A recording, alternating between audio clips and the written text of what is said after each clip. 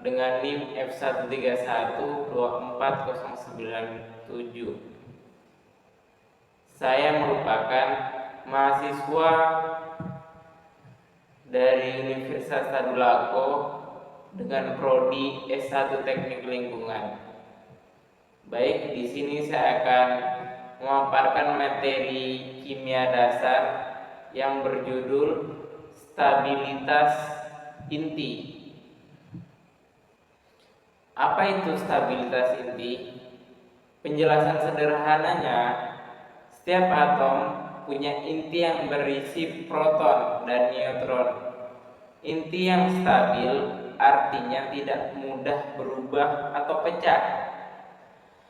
Tapi kalau terlalu banyak proton atau neutron, inti bisa jadi tidak stabil dan bisa memancarkan radiasi supaya stabil lagi.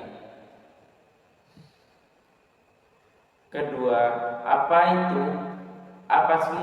Apa saja gaya dalam inti atom?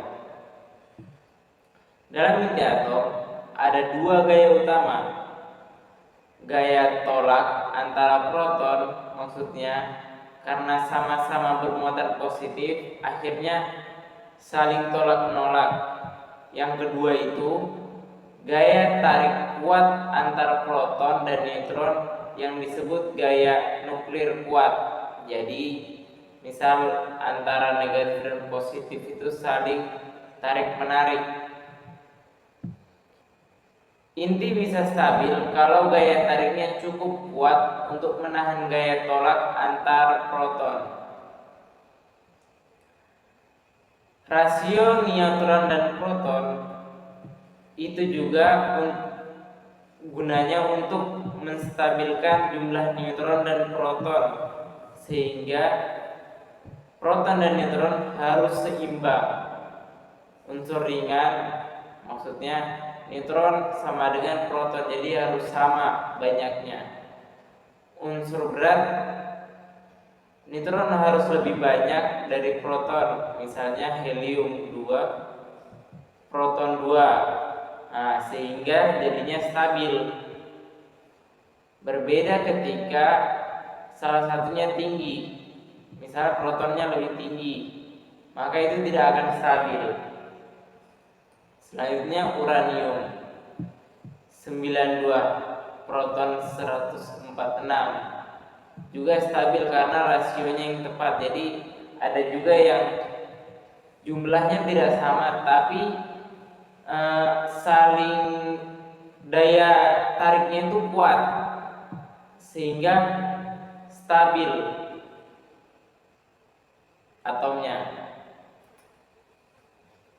Yang selanjutnya daerah stabilitas. Kalau kita gambar grafik jumlah proton versus neutron, inti-inti stabil yang membentuk garis stabil, kalau inti berada di luar garis ini, dia akan mencoba jadi stabil dengan cara memancarkan partikel, maksudnya menyeluruh semua. Peluruhan radioaktif ini yang tidak stabil akan berubah sendiri agar jadi stabil. Ini disebut peluruhan radioaktif. Contohnya alfa memecahkan inti helium. Kedua beta, neutron berubah jadi proton atau sebaliknya. Yang ketiga gamma memancarkan energi, maksudnya tanpa mengubah partikel. Jadi mengeluarkan energi tanpa mengubah partikel-partikel yang sudah ada. Selanjutnya energi ikat dan defek massa. Penjelasan sederhananya, energi ikat adalah lem. Nah, energi ikat ini gunanya untuk mengikat agar tidak lepas, yang menahan proton dan neutron tetap bersama di dalam inti. Semakin kuat lemnya, semakin stabil intinya. Ada juga yang disebut defek massa. Massa inti ternyata sedikit lebih kecil dari total massa proton plus neutronnya. Selisih ini diubah jadi energi menggunakan rumus Einstein. E sama dengan mc pangkat 2. Apa saja faktor-faktor yang mempengaruhi stabilitas? Hal-hal yang menentukan apakah suatu inti stabil yaitu perbandingan neutron dan proton, maksudnya N per Z. Jumlah proton Z makin banyak makin sulit stabil. Jadi apabila protonnya makin banyak, stabilnya itu sulit. Dan juga pasangan partikel proton dan neutron suka berpasangan. Jadi apabila sudah sama-sama sesuai, maka akan stabil proton dan neutronnya. Yang ketiga itu energi ikat yang besar. Maksudnya makin besar tingkat proton dan neutronnya, maka akan lebih stabil. Dan juga adanya defek massa. Contoh soal,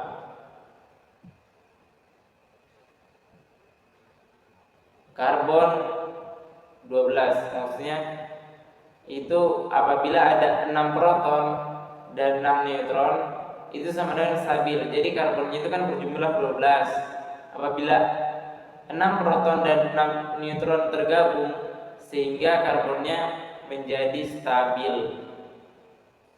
Polonium 2000, yang kedua itu polonium 210, 84 proton dan 126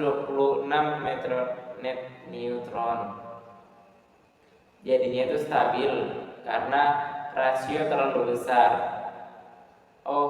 Jadinya itu tidak stabil, salah. Rasionya yang terlalu besar karena perbedaan jumlah antara proton dan neutron beda jauh, sehingga mengakibatkan atomnya itu tidak stabil. Yang terakhir, kesimpulan. Penjelasan sederhananya, inti atom harus punya keseimbangan antara proton dan neutron. Kalau tidak seimbang, inti jadi tidak stabil dan bisa meluruh. Peluruhan ini terjadi supaya inti bisa jadi stabil. Inilah dasar dari radioaktif dan reaksi inti dalam kimia nuklir. Itu saja, mungkin ada beberapa kesalahan atau kurangnya pemahaman saya tentang materi ini. Saya mohon maaf. Akhir kalam, assalamualaikum warahmatullahi wabarakatuh.